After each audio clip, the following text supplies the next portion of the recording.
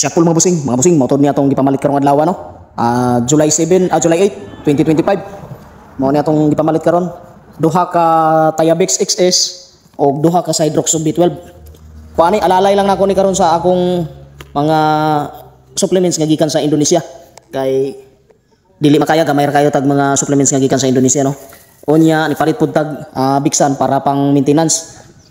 Thunderbird ni siya nga produkto. Kining Hydroxo o Tayabex XS produkto ni sa LDI, di apay quick heal o unsa ni fast heal para sa mga samaro nato. Onya andam pud tag para sa mga sakit-sakit mga idol, pero dili ni siya magamit o dili na ko ni siya gamiton para sa kanang gitawag og bacteria flushing. Gamiton lang ni siya og naay mga sakit ang manok. So ato ni siyang tan-awon kung unsa nga sakit ang kaya niyang tambalon, ay nato idapat sa atong mga manok. So mao ni siya karon mga idol, og palit na ang tag hapin og andam ta para sa atong mga piso. Thunderbird gihapon na baby stag booster. So mao ni karon mga idol, ikabat ni og 5,000. So daghang salamat.